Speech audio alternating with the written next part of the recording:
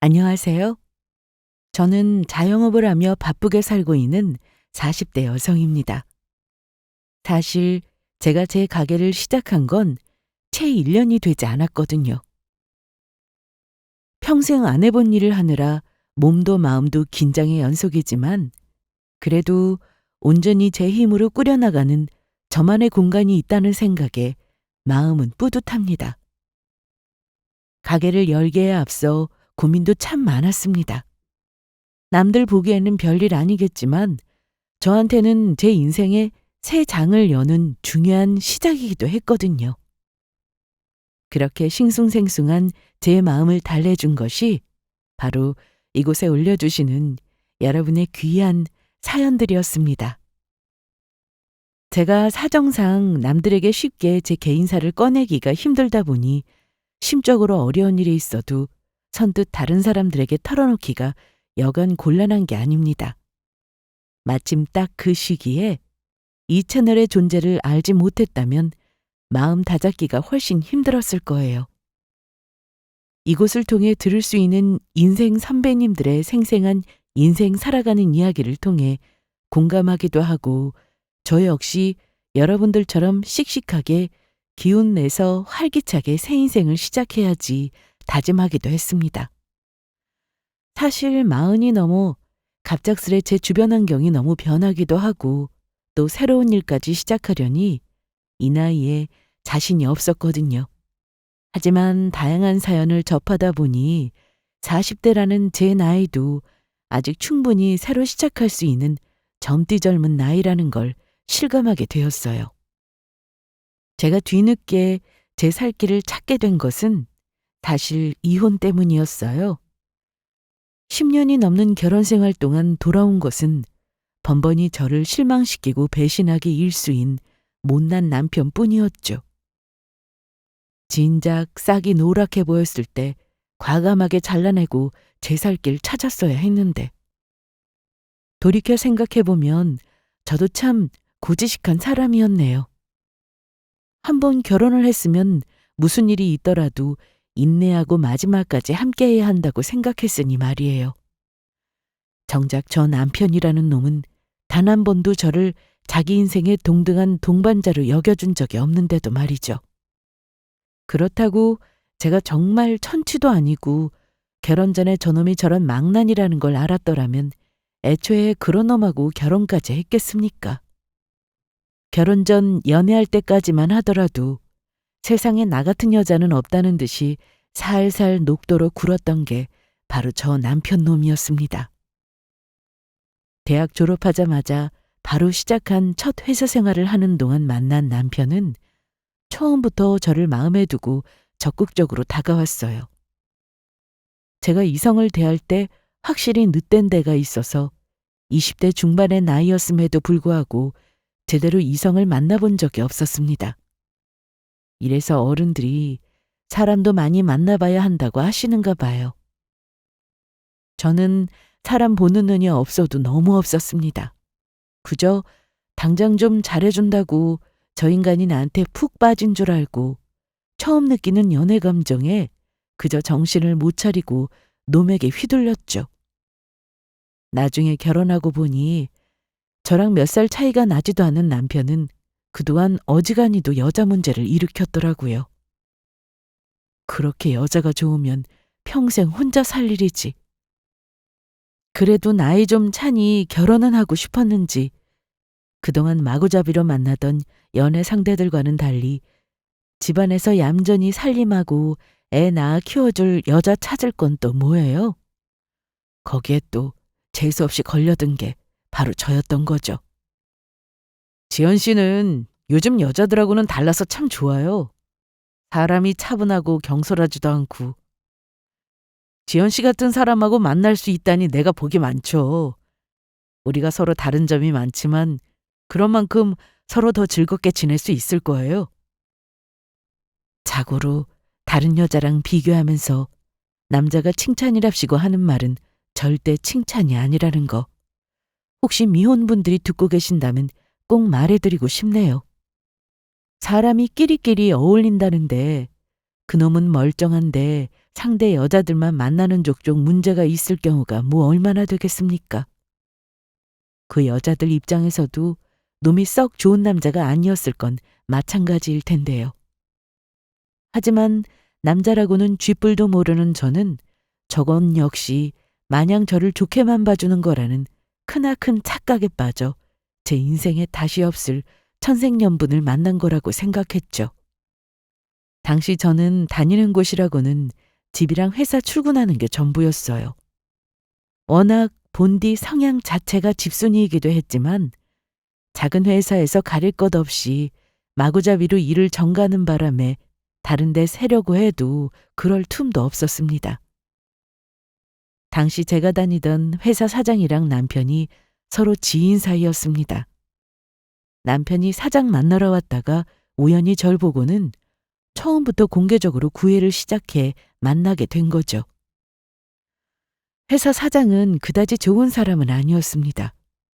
이제 갓 사회초년생으로 취직해서 뭘 모르는 만만한 여직원 하나 잡아서 온갖 잡무를 다 보게 하면서도 미안함이라고는 코빼기도 비치지 않던 인간인데 오죽했겠습니까? 좀 사는 집에서 운 좋게 태어났다는 거 하나만으로 회사 사장이 된 사업 수완이라고는 없는 놈이었습니다.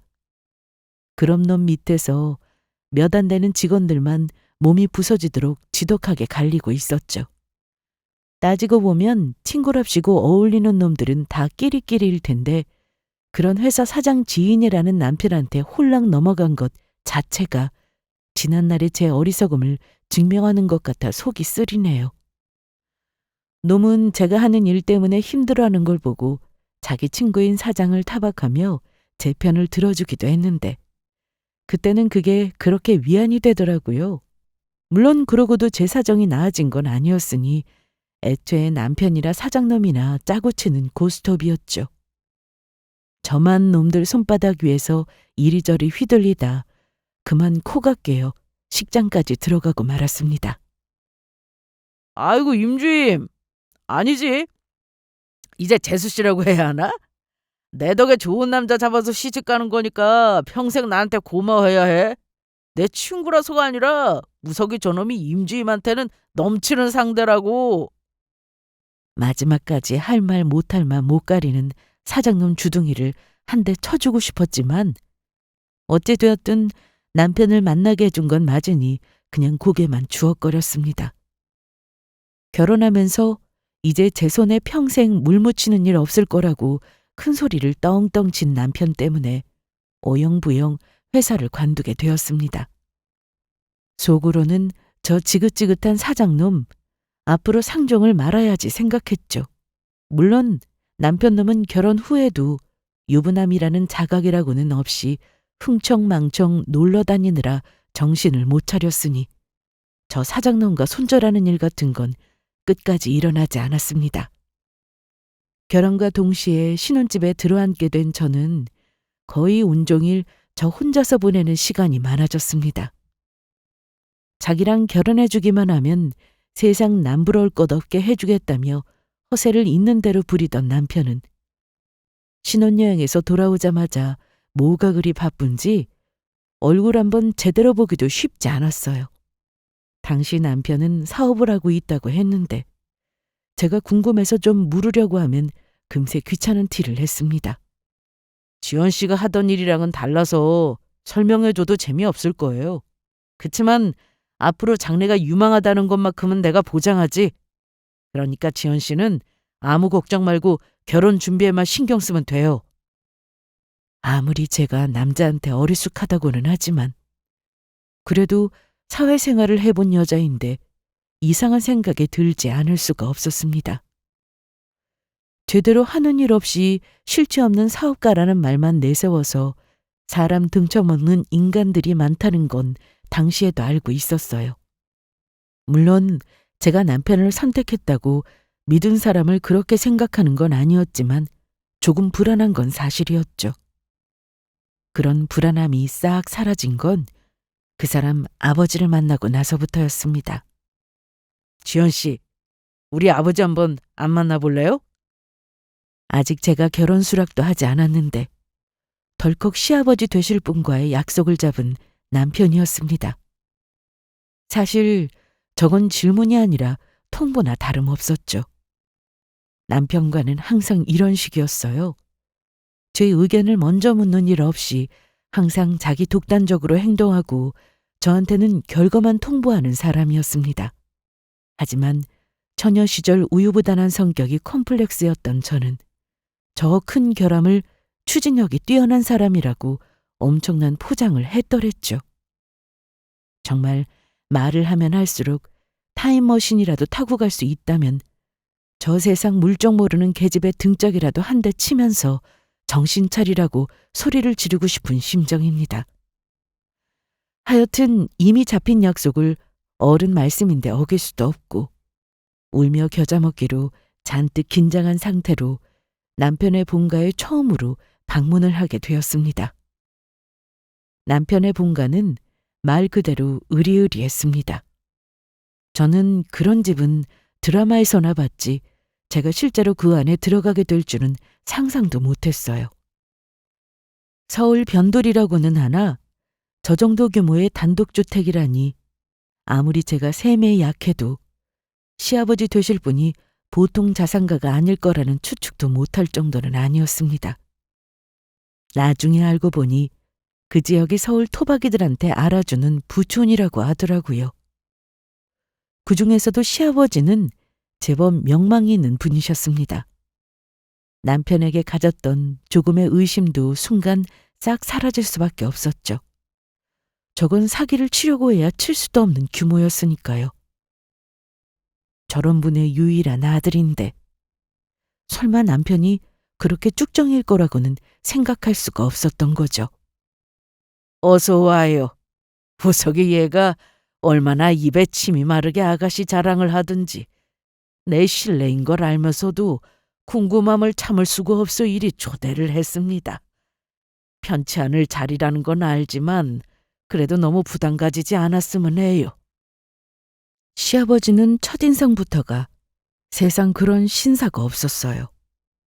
그때는 팩이라고 포장했으나 항상 말이 앞서고 경솔한 발언을 일삼기 일쑤였던 치기 어린 당신의 아들과는 깊이부터 다르신 분이었습니다.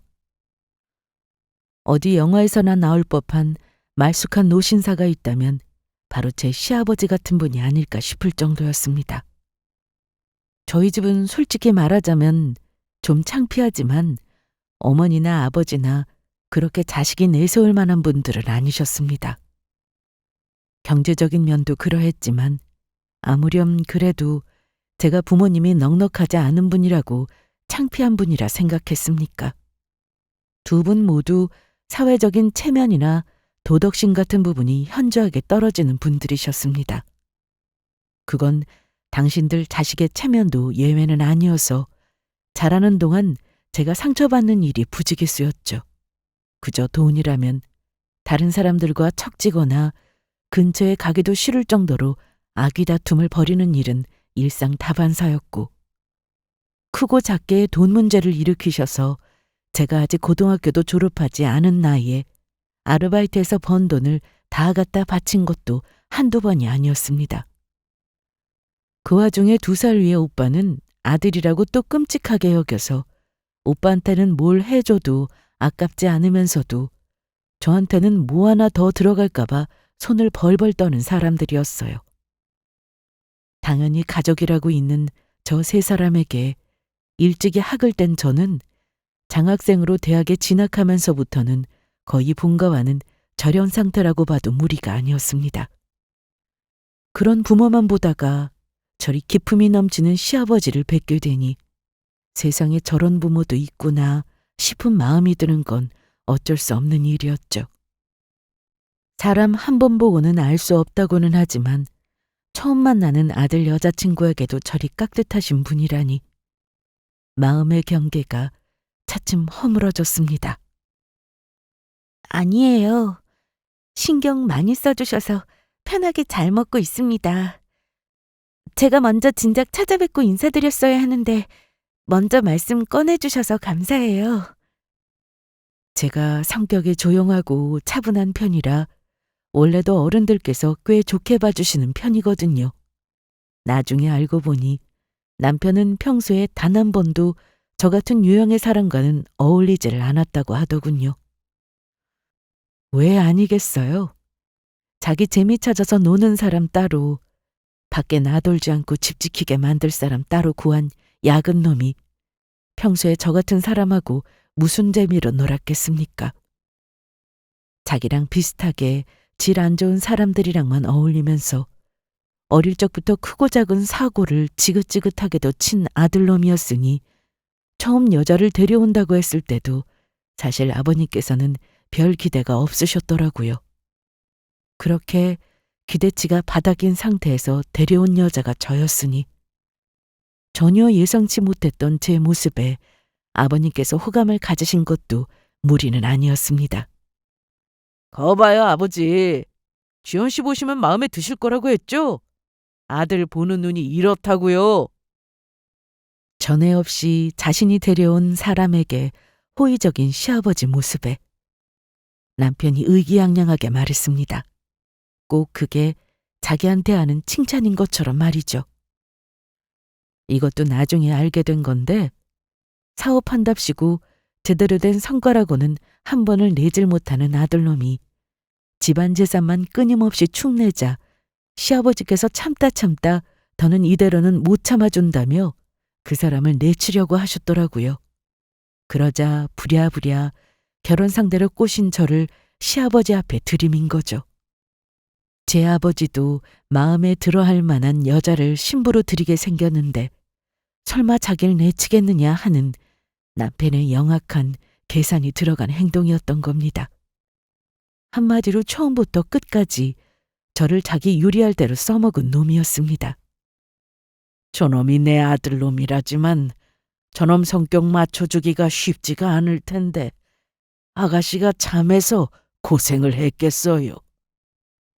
웬만하면 자식한테 흠결이 있을지라도 일단은 팔이 안으로 굽을 텐데 처음 만나는 자리에서도 모자란 자식임을 굳이 숨기지도 않는 시아버지셨어요. 딱 보기에도 사회생활 얼마 안 한 것 같은 순진한 아가씨인데 당신 아들한테 그만 코가 끼었다는 걸 눈치채신 거였겠죠. 나중에 시집오고 한참 시간이 흐른 후에 그때의 이야기를 물었더니 시아버지께서 이렇게 말씀하셨습니다. 내가 아무리 그놈 애비라고는 해도 그놈이 어떻게 생겨먹은 놈인지 아는데 아무리 내 자식 장가 보내겠다고 남의 집 귀한 딸 날벼락 맞을 일을 어떻게 입싹 씻고 그저 모른 척만 할 수 있었겠어. 나중에 그 죄를 다 어찌하려고. 그다지 귀한 딸로 자라지는 않았지만 그 와중에도 저를 안타깝고 가엾게 여기셨던 시아버지 마음 씀씀이에 마음이 씁쓸해졌습니다. 저리 좋으신 분이 어찌 그렇게 자식복이 없으신지, 그리고 시아버지만큼은 아니지만 저도 제 부모에게 그간 꽤 좋은 자식으로 지내려고 노력했던 것 같은데 어떻게 그런 부모를 만난 건지. 입장이 반대이기는 하지만 그래서인지 서로에게 더욱 동병상련의 감정을 느끼고 산 시아버지와 며느리지간이었죠.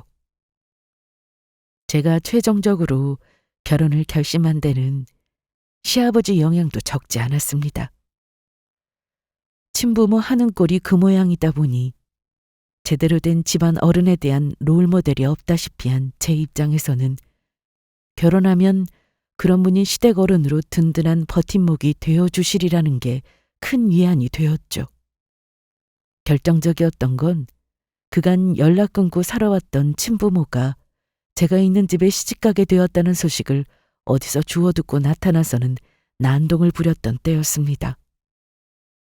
마지막으로 보았을 때 그동안 털어먹을 대로 털어먹은 딸 자식, 그나마 모아둔 쥐꼬리만한 돈까지 악귀처럼 빼앗아 들고 가길래 이제 딸 자식 없는 셈 치라고 생전 처음 악을 썼기에 그걸로 부모 자식 간 인연은 끝이라고 생각했습니다. 제가 연락도 받지 않고 찾아와 본 척도 안 하고 가버리니 둘 다 약이 잔뜩 올라서는 곧장 시댁으로 쳐들어간 거예요. 너희 부모님이라고 웬 사람들이 찾아왔다는 시아버지 연락에 혼비백산해서 시댁으로 달려갔습니다. 남의 집 귀한 딸 데려가 놓고 이렇게 입 싹 씻는 건 아니지? 보아하니 살 만큼 사는 집 구석인데 이렇게 사돈을 모른 척해도 됩니까? 우리가 없는 형편에 애 이렇게 반듯하게 키워놓고 얼마나 고생을 했는데 그 덕은 시댁에서 쏠랑 보겠네.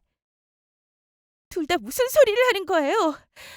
자랄 때 인간 같지도 않은 오빠 편만 들고 나는 그렇게 차별도 하고 못 살게 굴었으면서 지금껏 내가 번 돈 강도처럼 뺏어간 걸로 부족해요? 더는 보지 말고 인연 끊자고 했으면 그걸로 끝이지. 도대체 나한테 왜 이래요? 이게 이 나주는 애도 모르고 네가 이렇게 인간도리도 안 하려고 드니 사돈댁에서도 우리를 이렇게 만만하게 보고 업신 여기는 거야. 창피한 정도가 아니라 수치심에 그 자리에서 그만 죽어버리고 싶을 정도였습니다. 그때였어요. 시아버지께서 제가 전에 들어본 적이 없을 정도로 냉기가 흐르는 싸늘한 목소리로 말씀하셨습니다. 이 강영만이를 얼마나 우습게 봤으면 이런 피라미들이 감히 내 집에서 이런 소란을 피워? 제 자식 가슴에 대못을 박았으면 부끄러운 줄 알고 자식 앞날에 걸림돌 되지 않게 쥐죽은 듯 살아도 모자랄 판에 감히 내 앞에서 내 며느리를 이리 없인 여겨? 분에 넘치는 훌륭한 자식 얻었으면 귀히 여길 줄 알아야지. 내가 이 재산 일구면서 결코 만만하게 살아온 게 아닌데 당신들 같은 돈에 환장한 인간들 한둘 본 줄 알아? 다시는 내 며느리 앞에 나타나 괴롭힐 생각은 행여나 하지 않는 게 좋을 겁니다. 내 사람 건드리는 인간은 이 강영만이가 결코 가만두는 일이 없으니. 그 짧은 시간 안에 사돈이라 주장하는 저 두 인간들이 상정 못할 인간임을 알아보신 시아버지셨습니다. 제게는 그리 따뜻하고 인자하신 분이 그런 대접을 받을 자격이 없는 인간들에게는 저리 매서운 분이시라는 것도 그때 처음 알았고요. 무엇보다 제가 부모에게 그런 취급을 당하고 있을 때 제 편을 들어주는 사람이 있었던 건 생을 통틀어 그때가 처음이었습니다. 저한테는 찰거머리처럼 들러붙던 친부모가 그렇게 쪽도 못 써보고 쫓겨나는 꼴도 처음 보았죠. 태어나서 처음으로 온전하게 보호받는 기분이었어요. 아가, 네가 말하지 않아도 그동안 네가 얼마나 마음고생을 했을지 알겠다. 왜 너 같은 착한 자식한테 저런 몹쓸 부모를 주는 건지. 네 잘못이 아니야. 부모는 네가 선택할 수 있는 게 아니잖니. 친부모만큼은 어려울지 모르겠지만 이 집에 시집 온 이상 나한테는 너도 내 자식이다. 우리 서로 그동안 못 받은 가족 간 정 나누면서 그렇게 의지하며 살자꾸나. 창피한 마음에 그리고 감사한 마음에 제대로 고개도 들지 못하는 제게 시아버지께서 해주신 말씀입니다.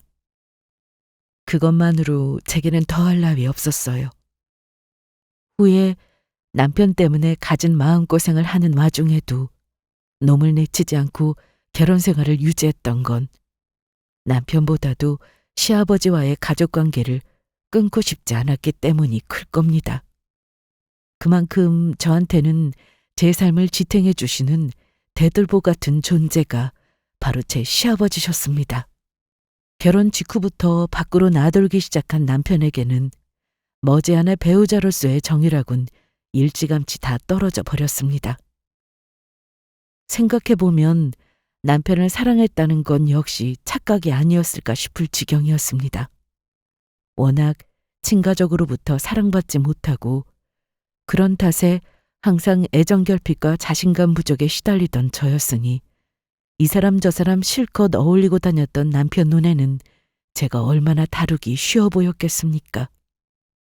저는 그런 남편이 자기의 필요에 의해 제공했던 포장된 애정에 취해 정신을 못 차린 것뿐 애초에 그 사람을 사랑한 건 아니었을 거라는 생각도 듭니다. 그만큼 정에 굶주려 있었던 젊은 날의 저한테 안타까운 마음도 들어요. 결혼한 지 얼마 안 되어 남편에 대한 콩깍지는 금방 벗겨졌고, 그러고 보니 남편이 얼마나 허세로 가득 찬 인간인지는 금세 알아볼 수 있었습니다. 시아버지가 무려 며느리 될 저를 처음 만난 자리에서 당신 아드님에 대한 못마땅한 기색을 숨기지 않으셨던 게 이해가 되었어요. 남편이 한다는 사업은 실체조차 없었습니다. 항상 어느 자리에서나 스스로를 사업가라고 소개했던 인간이었기에 그래도 잘 되지는 않더라도 적어도 등록된 사업체나 사무실 정도야 있겠지 했던 생각은 산산조각이 났습니다. 애초에 등록된 사업체 자체가 없었어요. 제 아버지 돈 있다는 것 외에는 내세울 만한 것도 없는 인간이니 주변 인맥이라고 해봤자 술값 펑펑 잘 내주는 남편한테 콩고물이라도 바라고 들러붙은 쭉정이들 뿐이었습니다. 그런 인간들한테서 뭐 제대로 된 사업 아이템 이야기가 나오겠습니까? 그때그때 유행 타는 반짝 사업 아이템들만 이것저것 둘쑤셔보다 제대로 시작도 안 해보고 헛돈 날리는 일이 부지기수였습니다. 일찌감치 당신 아들 싹수가 노랗다는 걸 알아보신 시아버지께서는 본인 사업체조차 아들한테 물려주실 생각이 없으신 분이셨습니다. 내가 길을 잘못 들여도 단단히 잘못 들였어.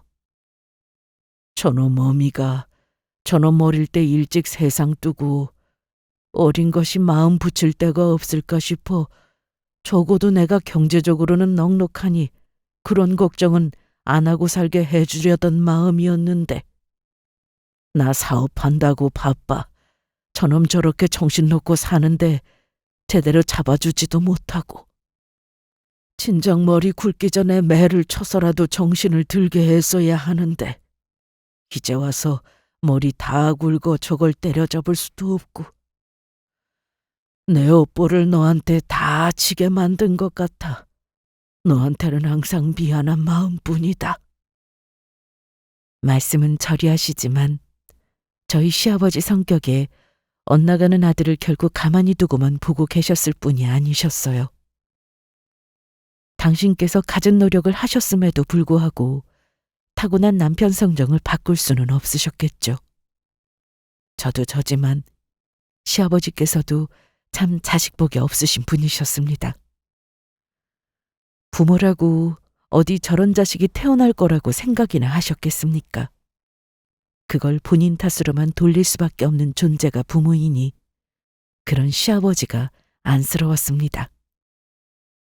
그런 제 아버지 속이 시커멓게 썩어가는 줄도 모르고 남편은 자기가 시아버지의 유일한 자식이니 아무리 자기를 못마땅해 한다 할지라도 결국 그 재산이 다 자기한테 올 거라고 철석같이 믿고 있었습니다. 주변 사람들한테도 그렇게 떠벌리고 다녔고요. 주변에야 하이에나처럼 주워 먹을 것들 노리고 달려든 인간들 뿐이니 그런 남편을 상전 모시듯 비위에 맞추고 살랑거렸으니 또 거기에 기분이 좋아진 남편이 펑펑 술값을 쓰는 일이 반복되었습니다. 남편이 저를 못마땅해 하는 것도 그것 때문이었습니다. 야, 밖에 나가면 다들 네 남편 기분 맞춰주려고 굽신거리는데 너 내세울 거 뭐 있다고 만날 고개가 이렇게 빳빳해? 네가 나 아니었으면 이런 집에서 이런 호강하며 살 수 있었을 줄 알아? 남편이라고 자기 본성 숨긴 개차반한테 속아 덜컥 결혼까지 했는데 사기 결혼으로 고소를 해도 모자랄 판에 당신한테 내가 조아릴 일이 뭐가 있어? 그렇게 마누라 마음이 안 들면 이혼을 하든가. 난 아쉬울 거 없으니까. 뭐라고? 저한테 소리를 질러봐야 이혼은 꿈도 못 꿀 남편이었습니다.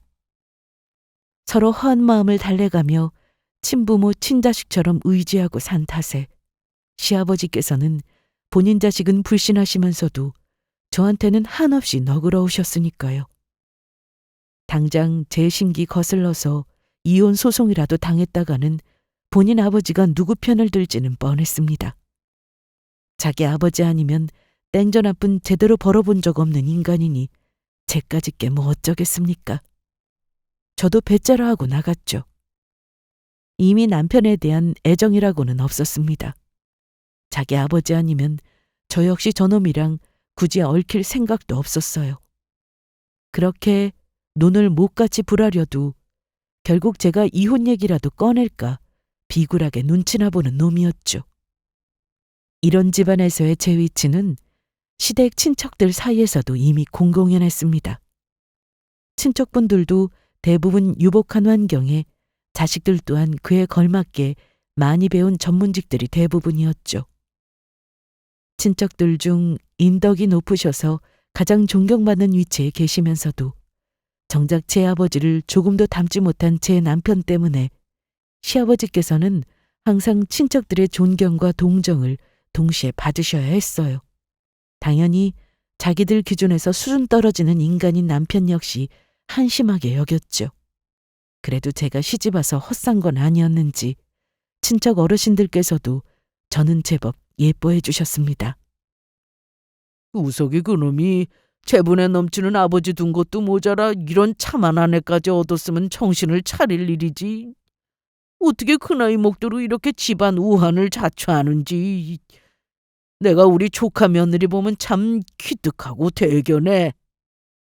친척들 면면을 들여다봐도 남편 같은 인간은 한 사람도 없었습니다. 도대체 어쩌다 이런 분들 사이에서 저런 돌연변이가 나왔나 기가 막힐 지경이었어요. 자기도 눈치는 있는지 친척들 모일 일이 있으면 꽁지가 빠지도록 도망가는 남편이었습니다. 돈 필요할 때를 제외하고는 자기 아버지도 멀리하는 인간이었는데 친척은 오죽했겠어요. 그러고는 또 여느 때처럼 술이나 펑펑 마시고 다녔죠. 남편인 그야말로 술에 환장한 인간이었습니다. 알코올 중독이라 해도 무리가 없었을 겁니다. 술 먹고 돈 펑펑 쓰는 인간이 유흥이라고 안 했겠어요? 신혼 초부터 크고 작게 술 문제부터 여자 문제까지 제가 알고 넘어간 게 이 정도니 뒤에서는 얼마나 지저분하게 일을 벌이고 다닐지 모를 일이었죠. 놈에게 정이 떨어진 건 진작부터 그랬으니 부부 사이에 무슨 정이 있겠습니까? 저희 사이에 아이가 없었던 건 당연한 일이자 돌이켜보면 다행스럽기까지 한 일이었습니다. 그러고도 어찌저찌 10년이 넘는 세월을 살았네요. 어느덧 시아버지의 칠순이 가까워지고 있었습니다. 결혼하고 얼마 안 되어서 아버님 환갑 때는 요새 누가 환갑을 그리 요란하게 하냐며 한사코 거절하신 탓에 정말 조촐하게 보냈기에 이번 칠순만큼은 세상 남부럽지 않게 제대로 차려드리고 싶었습니다. 물론 정작 아버님 자식놈은 환갑 그냥 넘기자는 시아버지 말에 홀랑 좋다고 환갑 선물 하나 제대로 안 챙겨드렸지만요. 시아버지는 저놈한테는 그런 것 기대조차 안 한다 하셨으나 그 꼴을 보는 제가 얼마나 민망했던지요. 이번에도 우리끼리 조용히 넘기자는 시아버지 말씀에 제가 전에 없이 단호하게 말했습니다. 아버님, 이번 칠순도 그렇게 넘기시면 아버님이 아니라 제가 사람들한테 욕먹어요. 며느리 불효자식이라고 온 세상에 손가락질 받게 하고 싶으시면 그렇게 하고요. 원래도 제 말이라면 다른 사람 대할 때와는 비교도 할 수 없을 정도로 무르신 분이시니 애초부터 제가 이긴 싸움이었죠. 그렇게 마지못해 제 제안을 수락하신 시아버지셨습니다. 처음에는 민망해하시던 아버님께서도 제가 신이 나서 이것저것 정성스레 준비하며 활기찬 모습을 보이자 썩 기분이 좋아 보이셨어요. 저는 저대로 이번만큼은 정말 제 욕심껏 제대로 잔치를 준비해보자는 생각에 불타오르고 있었습니다. 일찍 시어머니를 여의시고도 아들 자식 하나 바라보며 재혼도 않으시고 쓸쓸하게 지내오신 분이셨습니다. 그렇게 당신의 전 생애를 쏟아붓다시피 하셨음에도 아버지께 고마운 줄 모르는 자식이었습니다. 당연히 자식한테 이런 챙김을 받아보신 적도 없으셨죠. 그 생각만 하면 가슴이 시큰해져서 눈시울이 붉어지곤 했습니다. 이번 칠순잔치만이라도 그날 하루만큼은 세상 모든 근심을 잊으시고 아버님께서 그저 행복하시기만 하셨으면 하는 바람을 안고 정성껏 잔치 준비를 했습니다. 드디어 대망의 칠순잔치 날, 이른 시간부터 시댁 본가를 찾아주신 일가 친척들과 지인분들로 오랜만에 집안이 시끌벅적해졌습니다. 이날만큼은 마음에 걸리는 것이 없으셨으면 해서 일찍부터 평소 친분이 있던 이들을 엄선해 정말로 진심으로 축하해 주시고 함께 어울릴 수 있는 귀한 분들을 모셨어요. 사실 더 큰 연회장을 빌려 성대하게 잔치를 열어드리고 싶은 마음도 있었으나 아버님께서 이리 말씀하셨죠. 나는 네가 날 위해서 이렇게 애써서 준비한 것만으로도 분에 넘친다. 모자란 자식까지 나비가 그리 큰 잔치를 벌이는 것도 세간의 우스운 꼴이고 나는 너랑 몇몇 가까운 이들만 함께 해줘도 넘치게 좋아. 아버님 뜻이 이러신데 너무 제 뜻만 앞세우는 것도 취지에 맞지 않으니 아버님께서 가장 편안해하시는 공간인 집에서 잔치를 벌이게 되었죠. 말이 집이지 워낙 넓은 앞마당이기에 사실 야외 연회장이나 다름없었습니다. 아버님 좋아하시는 꽃을 테마로 잡아 며칠을 정성껏 꾸민 앞마당이 제법 근사했습니다. 거기에 아버님이 좋아하시는 사람들만 환한 표정으로 자리를 채우고 있으니 아버님 표정도 더없이 밝았죠. 아가, 내가 네 덕에 이런 오사를 다 누린다. 너한테는 항상 모자란 자식밖에 면목이 없는데 이 늙은 시아비까지 챙긴다고 네가 정말 고생했어. 그런 말씀 마세요, 아버님. 저 이거 준비하면서 얼마나 신나 있는지 보셨잖아요. 오늘은 다른 생각 마시고 그저 즐겁게만 보내세요. 정말 좋은 날이었어요. 날씨도 화창하고 사람들도 다들 좋고 참석한 이들 모두 만면에 기분 좋은 미소를 띄우고 진심으로 시아버지의 칠순을 축하하고 있었고 이날만큼은 시아버지 역시 모든 근심을 잊고 인자한 미소를 짓고 계셨습니다. 몇 날 며칠을 고생해 준비한 만큼의 보람이 느껴져서 저 역시 마음이 뿌듯해졌습니다. 어느덧 뉘엿뉘엿 해가 넘어가기 시작하고 앞마당에 하나둘 조명이 들어오기 시작하자 그것도 나름대로 운치가 있더라고요. 친척과 지인분들이 제 곁을 지나가실 때마다 어쩜 이렇게 신경 써서 예쁘게 준비를 잘했느냐며 칭찬 일색이셨습니다. 저 또한 마음이 흡족하지 않을 수가 없었죠. 종일 코빼기도 보이지 않다가 갑자기 등장한 남편의 얼굴을 확인하기 전까지는 말입니다. 아버지! 저 왔습니다! 날이 다 저물어 나타나는 주제에 기차 화통이라도 삶아먹은 듯 고래고래 소리를 치는 남편이었습니다. 제가 주인공도 아닌 자리에 온 이목을 다 제 쪽으로 끌어당기며 요란하게 등장하는 놈을 보는 몇몇 손님들의 얼굴이 찌푸려졌습니다. 네, 놈은 놈을 제대로 된 사람들한테서는 저 정도 취급이나 당하는 처지였어요. 제정신 박힌 사람이라면 그럴 만도 했죠. 친척들 중에서도 남편 악명을 모르는 사람은 없었으니까요. 오죽하면 오늘 남편이 이 자리에 안 와서 다행이라는 인사도 받았습니다. 안 올 거면 끝까지 나타나지 말든가. 끝날 때 다 돼서 분위기를 흐리며 등장한 남편 때문에 저도 심기가 불편해졌죠. 그때 그 난리를 치는 남편 때문에 정신이 쏠려서 보이지 못했던 사람 하나가 눈에 들어왔어요. 대본에 제 얼굴 역시 와락 구겨졌습니다. 남편 꽁무니에 매달려 들어온 한 여자 때문이었어요. 아버지! 새 며느리랑 인사드리러 왔습니다.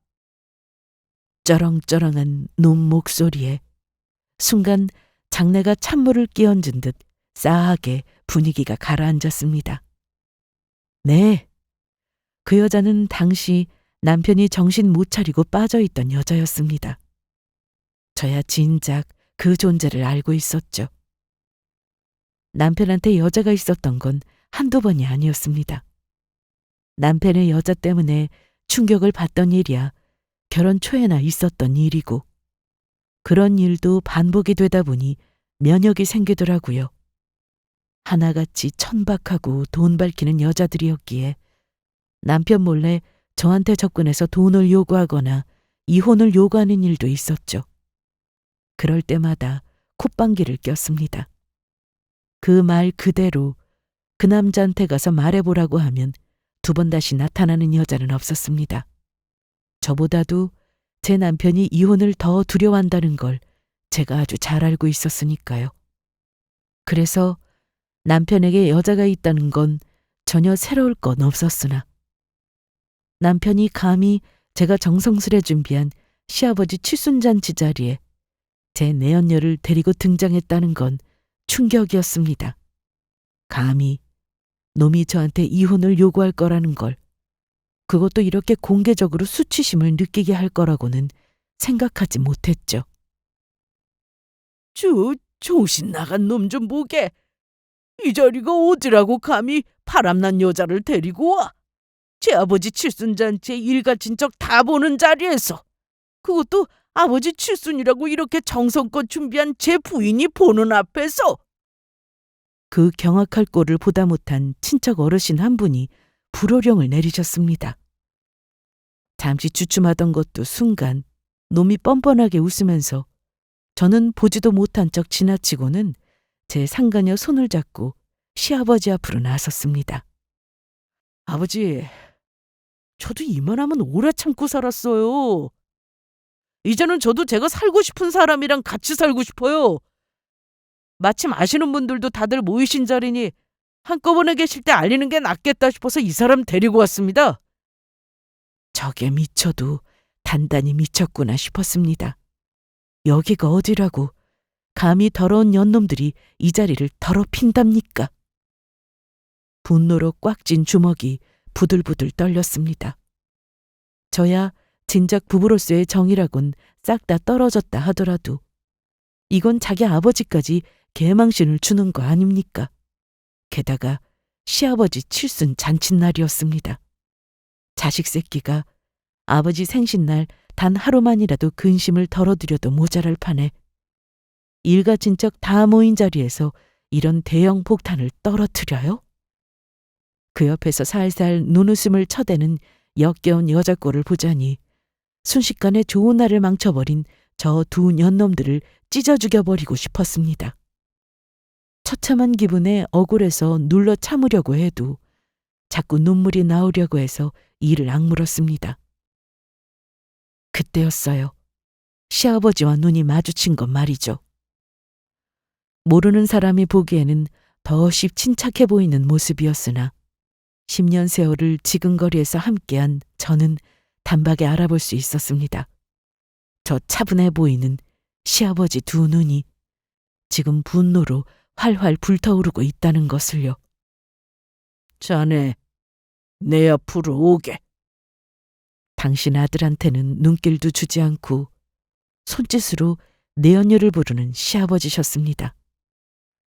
욕이라도 바가지로 얻어먹을 줄 알았는데 생각보다 점잖게 자길 부르는 시아버지를 보고 승산이라도 있다고 희망이라도 가졌는지 그 여자가 낯빛이 밝아져서는 쪼르르 앞으로 달려나갔어요.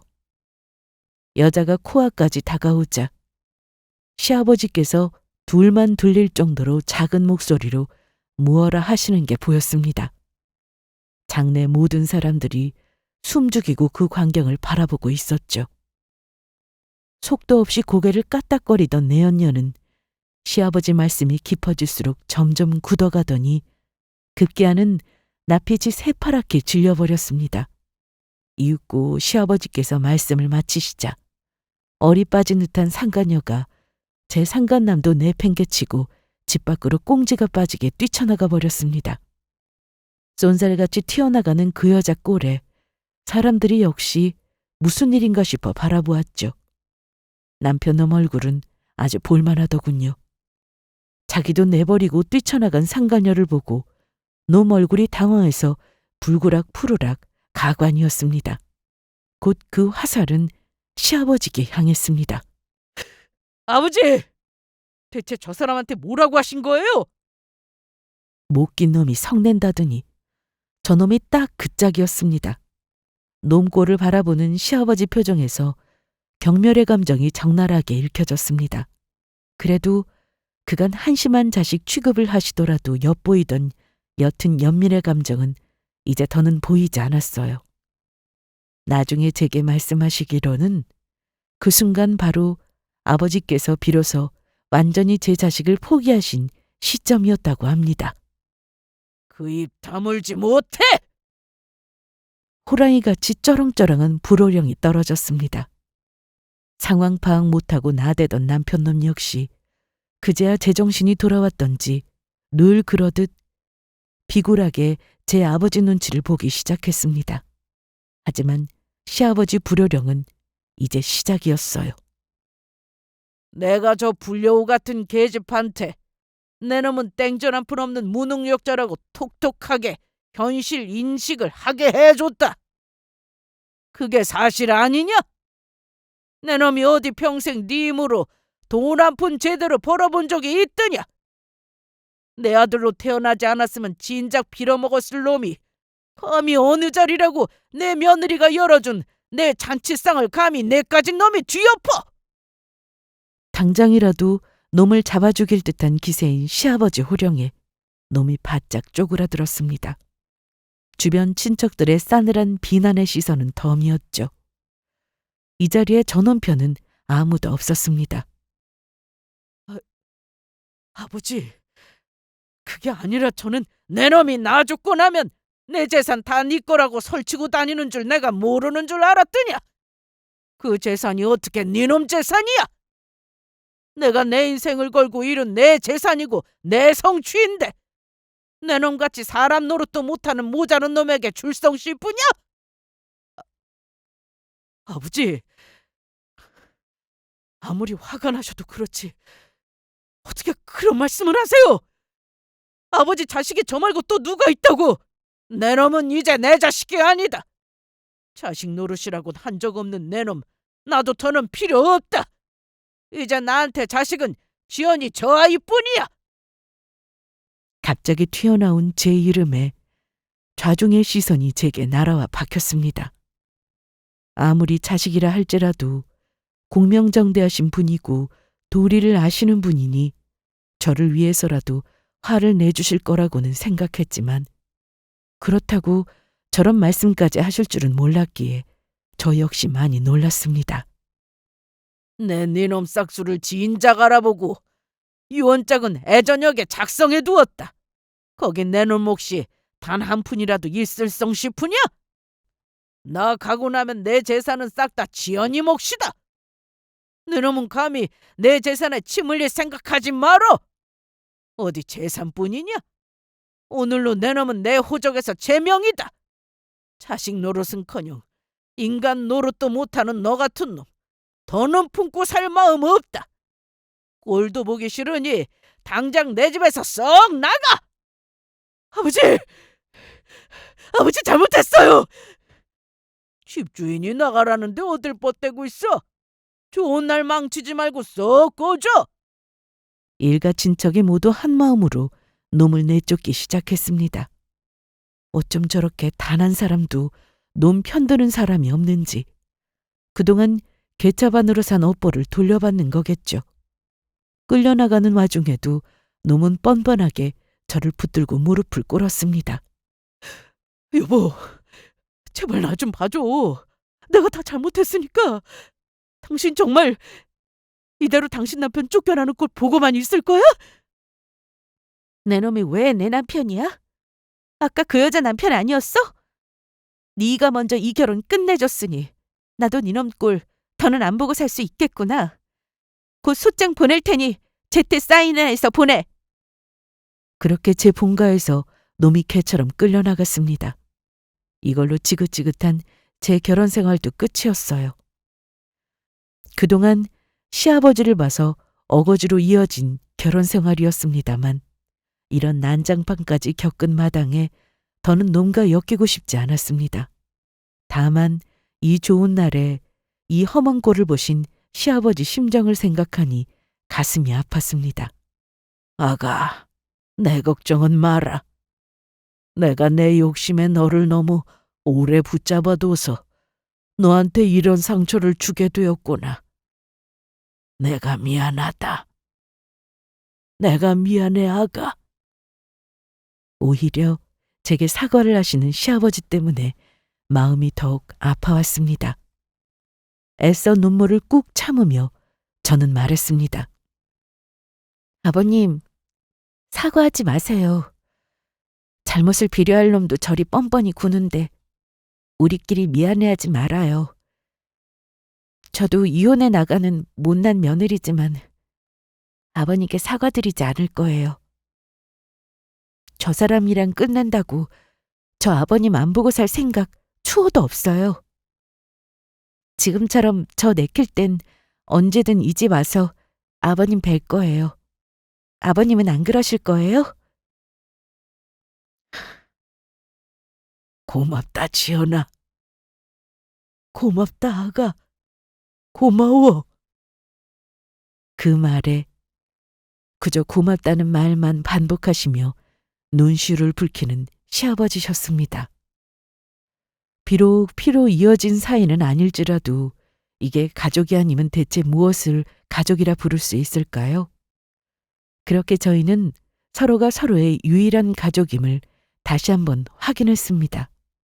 그 직후 저는 뒤도 돌아보지 않고 남편놈과 이혼했습니다. 물론 제 아버지한테 버림받고 그나마 남아있던 재산까지 저한테 싹 뺏기게 되었으니 놈이 정신 나간 놈처럼 제게 엎드려 빌었으나 돈 때문에 저를 붙드는 걸 뻔히 알면서 넘어갈 만큼 저도 더 이상 예전의 순진한 제가 아니었죠. 너같이 더러운 놈, 네 아버지 때문에 봐준 줄 모르고 감히 그 귀한 자리에서 나한테 그런 모욕을 줘? 내가 너희 년놈을 가만둘 줄 알아? 워낙 그간 한두 번 불륜한 것도 아니고 크고 작은 경범죄도 많이 저질러 전적으로 제게 유리한 이혼이었습니다. 거기다 제 아버지한테 의절당한 소문은 빨리도 퍼져서 그 많던 달라붙던 인간들도 순식간에 싹 떨어져 나갔습니다. 상간녀도 예외는 아니었죠. 그들의 파경은 알 바 아닌 저는 상간녀 소송까지 걸어 그 정신나간 여자 버릇 역시 단단히 고쳐줬습니다. 기대도 하지 않았지만 이혼 후임에도 시아버지께서 상당한 재산을 챙겨주셨어요. 한사코 손을 휘저는 제게 시아버지께서 말씀하셨습니다. 네가 먼저 이혼해 나가고도 나랑 보고 살 거라고 해놓고 내가 내 자식 재산 챙겨주겠다는 걸 막을 셈은 아니겠지? 이제 우리가 비록 법적인 가족은 아니라 해도 그날 내 말은 거짓 하나 없는 진심이었다. 넌 내 하나 남은 자식이야. 아무리 잘 지냈다 한들 이혼해 나간 며느리에게 쉬운 결정입니까? 진심으로 저를 위해 주시는 시아버지 말씀에 그간 결혼 생활로 한 마음고생이 모두 보상받는 기분이었어요. 그렇게 아버님과 저는 여전히 왕래를 주고받으며 돈독하게 지내고 있습니다. 이제 막 제 가게를 시작하는 제게 사업가로서의 조언도 아끼지 않으시는 든든한 버팀목이십니다. 친부모에게도 받지 못한 사랑을 주시는 감사한 그분께 저도 최선을 다할 생각이에요. 비록 개차반 같은 남편 덕에 험한 꼴 다 보며 이혼했으나 시아버지라는 제 인생 최고의 귀인을 만날 수 있어 다행이라고 생각합니다. 제 인생 사는 이야기는 여기까지예요. 끝까지 들어주셔서 감사합니다.